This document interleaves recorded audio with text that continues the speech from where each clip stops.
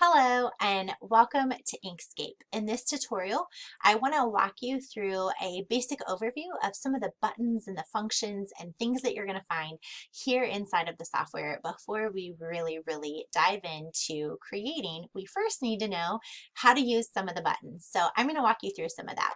So I've double clicked on Inkscape and I've opened up the software, and this is immediately the screen that it opens up for me, which it'll probably look very similar for you as well. So the first thing I want to talk about is this little line that you see here in the middle. This is actually called our artboard, and this is where we're going to be creating on. Now, if for some reason yours is maybe you only see a corner of the line or an edge of the line, you can zoom in and you can zoom out, and I want to show you how to do that. You want to click, make sure that your select and transform objects arrow is selected, and then you're going to click one time on your artboard, and then on your keyboard you can do minus or you can do plus. So you can see that mine is actually a square. Yours might be a rectangle. I'm going to show you how to get it set up as a square as well. So plus and minus, that will help zoom in and zoom out on your screen. Now, it might be driving you crazy that it's not centered on your screen. So the way that you can pan around on your screen and move that artboard is hold down the space bar and then drag your mouse and it will move it to anywhere you want it to go. So we can zoom it in right here in the middle and have our artboard set up and ready to go right here in the middle. Now, from here, what we're going to do is I want to talk about some of these menus across the top. The first one is the file menu. There's three ways that you can open up a new document here inside of Inkscape. You can first go to File and click on New. And when you do this, it's just going to open up a brand new window, just like you would if you were double clicking on the program to open. And you can see it says New Document number 2. So I'm going to go ahead and close that because I don't need a second new document open. The next thing you can do is you can go to File Open, and this is if you have a design or a file that you want to edit or adjust, or you need to open it up and look at it. And so I'm going to use the Unit 1 file folder that I have available for you guys to download in the hands-on project, and we're going to use the SVG file from that handout to be able to practice with. And I'm just going to click on Open. And what this does is it opens in a new window, just like when you do new, but it opens with that file open. So this is a great option if you're working on multiple files or you need multiple files open in different windows. So I'm going to go ahead and close that. The third way that's really kind of handy is if you already have your artboard open like I do here, I can click on Import, and then I can click on that same document, and then I'm going to click on Open. And then I'm going to open it as an editable object, and I'm going to click OK. And that will actually open that file right here inside of my software. Okay, so those are the three main ways using that file menu. Now, you can also get there, and this is something that you're going to hear me say a lot throughout the entire course, is there's a lot of ways to do the exact same things. It feels like there's a ton of buttons, but the reality is a lot of these buttons, they are doing the same thing. Like right over here on this side, this does the exact same thing. This will open up, if I click that button, it opens up a new document. And so this one right here, it goes through and it'll open up an existing document, which is what we just did. We did the new, and then we did the open, and then we did the import, which is this one right here. So these buttons will do very similar things as this file menu over here. Now, the next thing I want to talk about is this menu down here on the side, on this left-hand side. When I click at different things on this menu, it's going to change the menu across the top. So if for some reason when you're looking at my menu and your menu, you can't get it to show up, double check that whatever I have clicked, you also have clicked. I'm going to encourage you to do the lessons and the items and the practice right along with me. So as I'm clicking on this stuff, as I go through this, I want you to be clicking on it to kind of go through it so that you can experiment and play as we go as well. Now, right up here across the top on my, if I just have my selection tool selected, up here at the top it says select all objects or all nodes. That's if you want to select everything that's on your artboard, you can click this button. You can also do a shortcut on your keyboard of Control A, and that's select everything.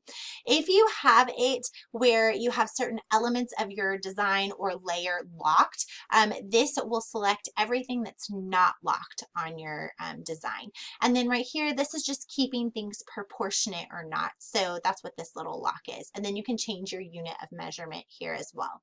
Now, right below that, I have edit path by nodes. So all of our designs are made up of all these little bitty tiny points called nodes. And those nodes are actually what our cutting machines read to be able to create the designs themselves. So when I edit a path by a node, rather than just making the square bigger or smaller, I can actually click on a point of the square and I can adjust that exact element, that exact point on that element in my design. And so we're going to talk way more about specific nodes and we're going to learn how to edit them, but that's what this is, and it gives you a whole menu of different things that you can do using these nodes.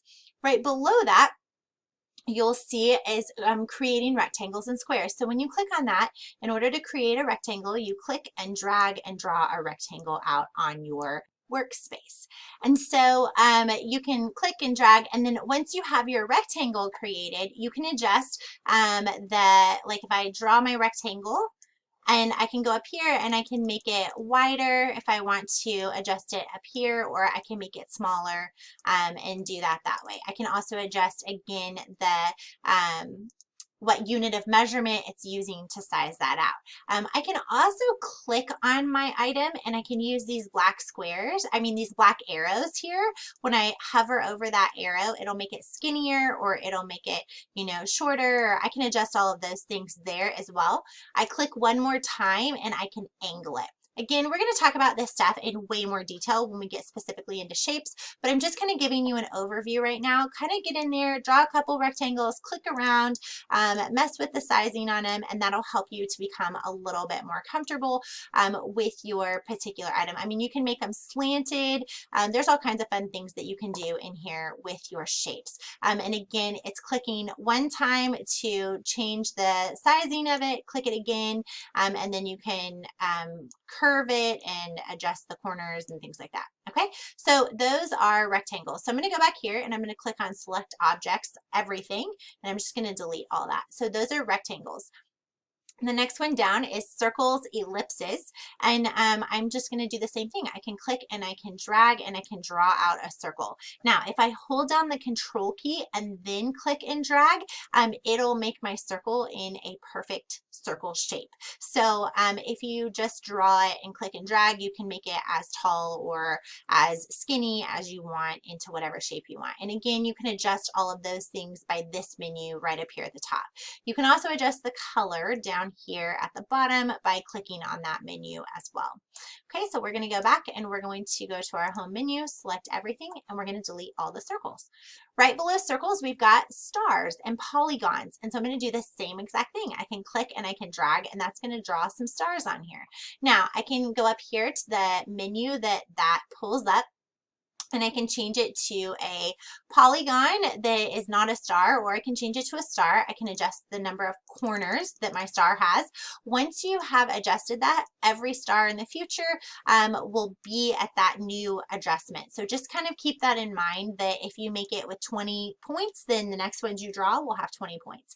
And then your spoke ratio, you can change that. That's the distance from the center to the inside part of the tips of your star. And so you can make those. If you make them larger, it's less pointy. If you make them smaller, if you make that distance smaller, you'll have a really super pointy star. Okay, and then you can even change the edge of the point. So you can make them where it's more rounded, or you can make them where it's, more inverted. So lots of options there, but again, remember, whatever you adjust up there, it sticks with it. It remembers what button you pushed, and so next time it'll draw something that's with those same items. Okay, so that is your star menu.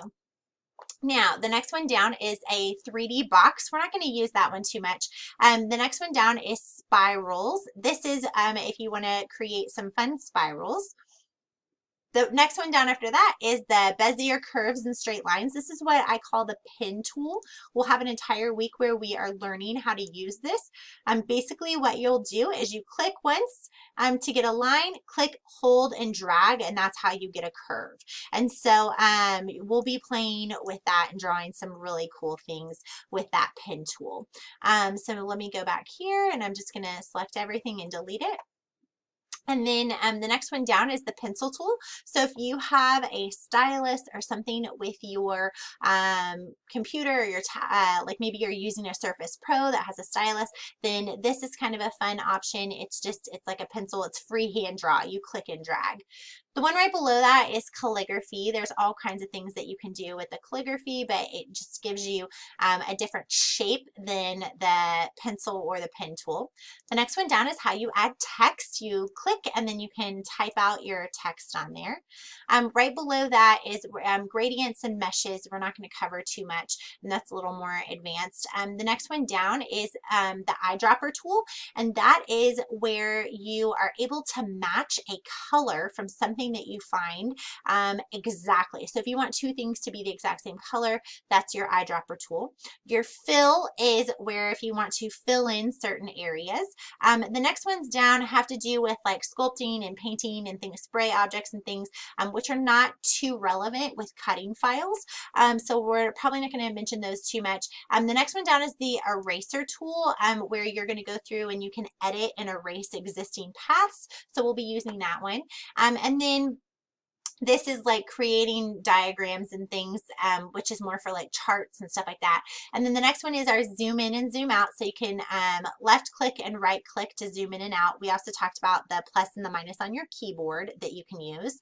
And then the bottom one is a ruler. And again, don't forget, like I mentioned, across the top, all of those menus change as you select various things here on the left-hand side. Now, let me go across this bottom option. So down here, you'll see the fill and the stroke. So I'm going to just get a star on here so that we can have an example as I'm talking about each one of these things. So you can see here that the fill is green and my stroke is black. And then I can also see that whenever I'm actually drawing my star, it will show up here as well when I'm on that star menu. So just keep that in mind. Again, more than one place to be able to see these items. So that's fill and stroke. Right next to that, you can see this has like a little eyeball that's showing that like everything that's on this layer is visible. If we close the eye, it hides everything that's on this layer. The lock next to it is showing that right now I can access everything that's on this layer. If I want to lock it, I can't click on anything that's on that layer. This is if I want to go and I want to add layers or change to a different layer. This tells me what layer I'm currently on. Right next to that, I'll see the text, like if I have this item selected, it'll tell me what item is selected right here. So like if I'm ever stuck and like, I can't figure out which ones are selected or which ones are highlighted, that little button down there will really, really help me out. So like, let me show you, like right now, I'll select two items and it'll say two objects selected. They're the star and the ellipse, and then this is the layer that they're on. And so that really helps give me some more detailed messaging there of what I am selecting, okay? And then if I look up just a little bit right here across the bottom are my colors. I can actually click on this button over here on the far right, and it'll give me tons of menu options for colors. Like this is the auto one, and I mean, it'll just give you like all kinds of like blues, and you can pick whichever color format you want to go with. I typically keep it right here on this SVG one, but you can put it out whichever one you want, and that'll kind of give you some pre-made colors if you want to use that whenever you're coloring out your files. Okay, and then up here, let's talk about a couple of these things just kind of quickly.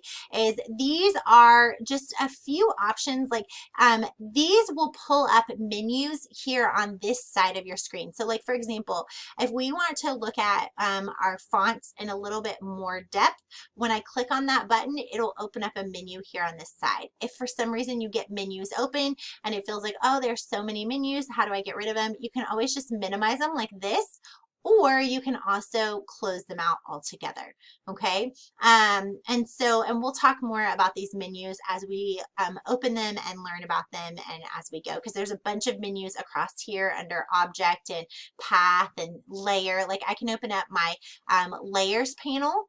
That's here. It's also right here. Again, it gives me the same way to get to the same step. And I can see that layers information, which is the same as what's down here. Okay, so I'm just going to close that off. Again, I'm just reassuring you there's lots and lots of ways to do the same types of things. And then here is like copy and cut and paste. And then we already talked about the ways to be able to open the files. And then this is your snapping tool. So you can either have that on or you can have that off. So what I want you to do now is I want you to get inside your software. I want you to draw a couple stars, draw a couple circles, draw a couple squares, and change your colors around and just kind of draw a few things like just clicking and dragging and clicking and dragging. Maybe experiment with opening up a new window with a new document. And then I'll see you in the next lesson where we talk all about getting your screen looking just like mine so that you can follow along with me as we go. Okay, I'll see you in the next lesson.